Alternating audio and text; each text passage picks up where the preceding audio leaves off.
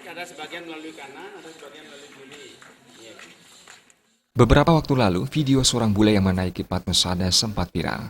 Hal ini tentu sangat disayangkan oleh umat Hindu.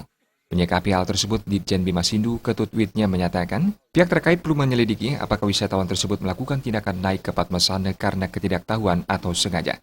Pada umumnya, bule ataupun wisatawan asing tidak mengetahui hal-hal yang boleh dan tidak boleh dilakukan di suatu tempat. Wisatawan asing menganggap tempat suci tidak ada bedanya dengan tempat lain. Untuk itu, edukasi bagi para pelaku pariwisata dan masyarakat perlu dilakukan. Edukasi ini mendesak dilakukan, terutama di tempat-tempat suci yang banyak dikunjungi wisatawan. Kan pihak keamanan harus menanyakan kepada dia apakah ini disengaja atau karena mereka tidak tahu sama sekali. Kan pada umumnya orang bule itu tidak tahu peradaban tinggi rendah. Jadi dia samakan semua. Karena itu dia menganggap tempat suci itu tidak ada bedanya dengan bangunan-bangunan lain.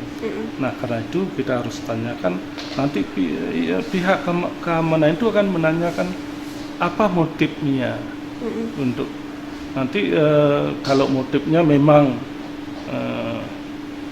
ada motif kejahatan itu saya kira kan pihak keamanan yang akan memproses.